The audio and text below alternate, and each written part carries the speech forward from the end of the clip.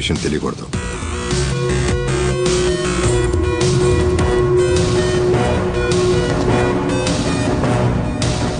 నీకు చివరి అవకాశం ఇస్తున్నా. ఆ వీడియో ఎవరికి పంపావో చెప్పు.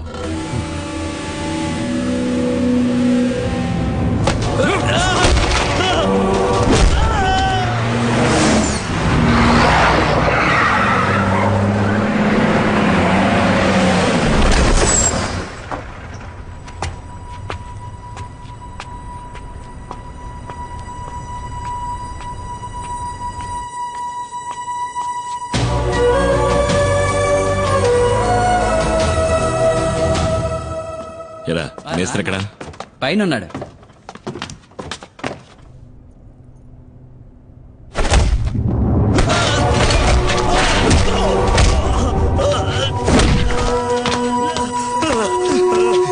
రే శివ, ఏంట్రా ఇది?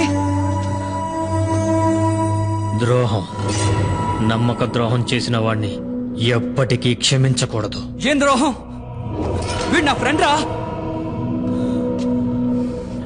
నువ్వే అడిగి చూడు, వాడు తీసిన వీడియోని ఎవరికి పంపించాడో. చెప్పండ్రా. వదరా శివ.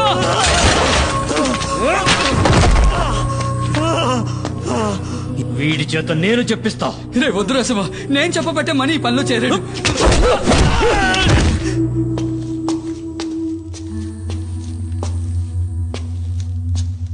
రా కుమార్, కూర్చో. లారీని గొడవంలోకి తీసుకొచ్చేసాను. కుమార్, నీ లారీలో ఆయుర్వేద మందులున్న ప్యాకెట్లని లోడ్ చేస్తారు. వాటిని మంగళాపురం చేర్చాలి. అక్కడ మన వాళ్ళు ఉంటారు.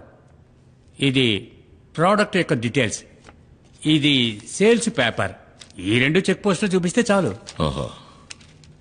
శివ మనలోనే ఒక డబుల్ గేమ్ ఆడుతున్నాడని అనుమానం. శివ వాణ్ణి విచారిస్తున్నాడు. వచ్చేస్తాడు.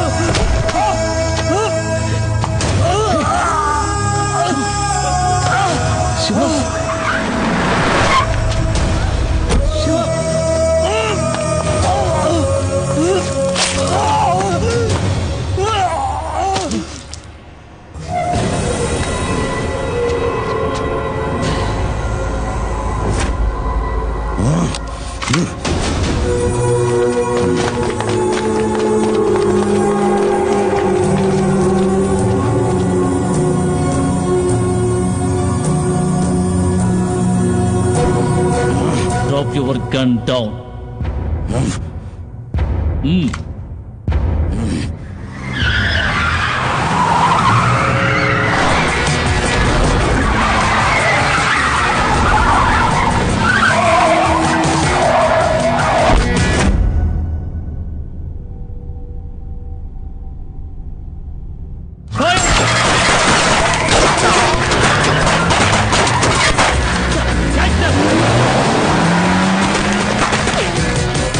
కుమార్, సార్ నేను ఇదంతా నేను చూసుకుంటాను. నువ్వు వెంటనే పులియూరుకు పో.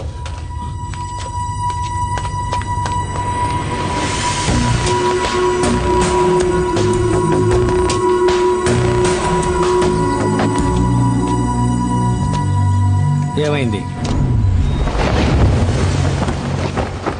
పులి కుమార్ ఎక్కడున్నాడో నాకు తెలుసు రామయ్య. వాడిని తిరిగి రాని డాడీ. నీ ముందే వాడిని ఈ తుపాకీతో కాల్చి పారేస్తా.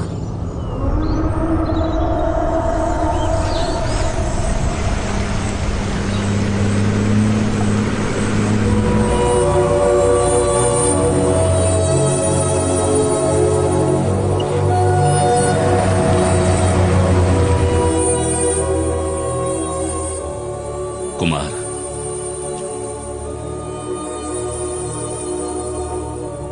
మీరందరూ కలిసి నన్ను ఇక్కడి నుంచి ఎందుకు పంపించేశారు? ఈ అడవిలో నా ప్రాణానికి ఏదో ప్రమాదం ఉందనేగా. నాకిప్పుడు అర్థమైంది బాబా. అడవిలో ఉన్న మృగాల కన్నా ఊళ్ళో ఉన్న మనుషులే ఎంతో ప్రమాదకరమైన వాళ్ళు. అడవిలో ఉన్న శత్రువుల కంటికి కనిపిస్తారు, ఎదిరించి పోరాడగలం. కానీ ఊళ్ళో ఉన్న మనుషులు అలా కాదు. తీయగా మాట్లాడతారు, ప్రేమ చూపిస్తారు.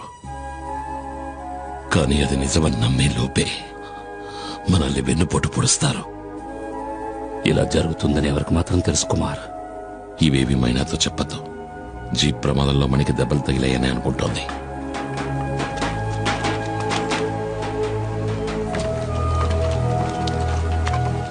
ఏంటయ్యా కుమార్, ఎన్నాళ్ళు నువ్వేమైపోయావు? ఊళ్ళోకి మళ్ళీ పులొచ్చింది.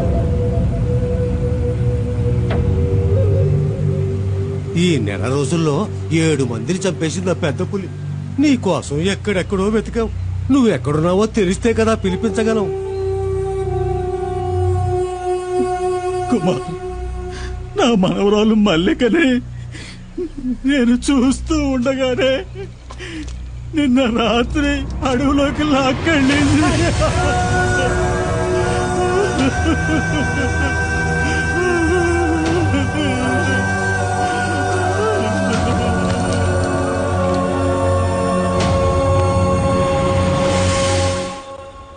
కుమార్, నీకు కావాలనే చెప్పలేదురా. ఊళ్ళోకి పులొచ్చిందని తెలిస్తే నువ్వు అక్కడ ప్రశాంతంగా ఉండలేవు. అందుకే. నువ్వేంటి అంతలా ఆలోచిస్తున్నావు? పులిని చంపడానికి మళ్ళీ అడవిలోకి వెళ్ళిపోతావా? సూడయ్య, నాకు మన బిడ్డకి నువ్వు తప్ప ఇంకెవరూ లేరు.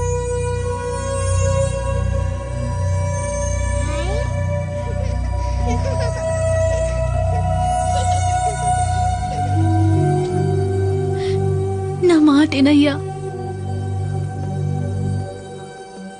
నీకు మనసులా వచ్చింది ఇలా మాట్లాడటానికి? మన చిన్ని తోటిదేగా ఆ పెద్ద ఆయన మనవరాలు కూడా. అదే మన చిన్నికి ఏదైనా జరిగితే నువ్వు ఇలా మాట్లాడతావా? లేదు, నేను ఒప్పుకోను.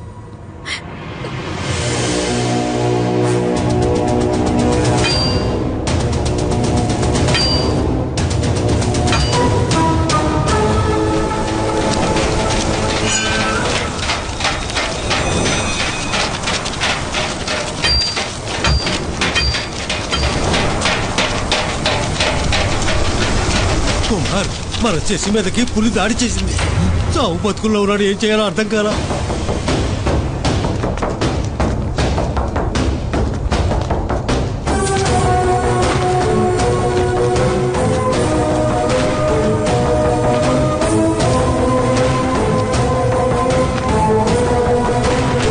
కుమార్,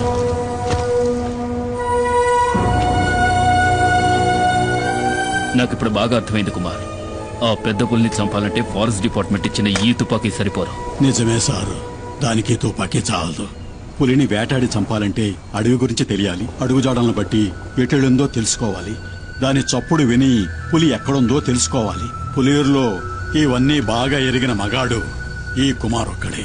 నిజంగా నాకు ఇప్పుడు అర్థమైంది కుమార్. వీళ్ళంతా ఎందుకు నేను ఆరాధిస్తున్నారో.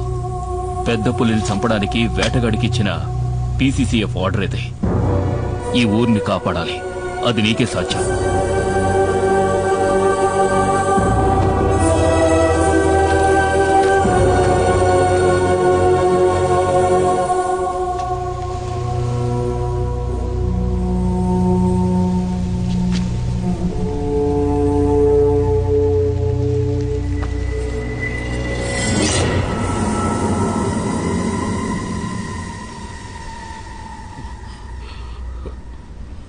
ఎవర్రా? వాడే అన్న డాడీ గిరిజ. నీకేదో ఆపదొచ్చిందని చెప్పి మమ్మల్ని తీసుకువెళ్ళాడు. నచ్చ పెట్టకుండా ఇసై వెంటో చెప్పు, ఏంటి గొడవ? అది నాకు తెలీదు. మిమ్మల్ని వెంటనే తీసుకురమ్మన్నాడు రామయ్య.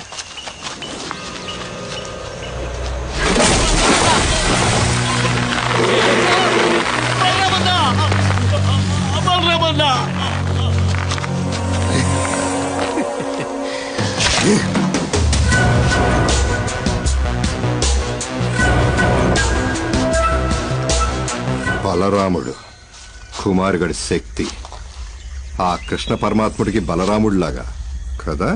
కానీ నీకు నోకలు చెల్లిపోయే బలరామా, ఎందుకంటే నేను నిన్ను చంపబోతున్నాను.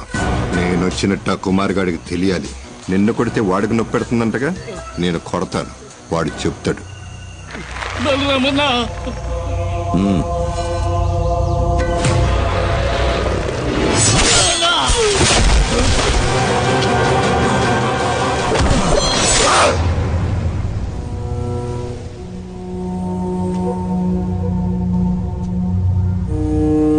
మీరు చెప్పింది నిజం పెద్ద ఆయన. శత్రువు అది పులైనా మనిషి అయినా సరే దాన్ని అదున్న చోటుకెళ్ళే చంపాలి.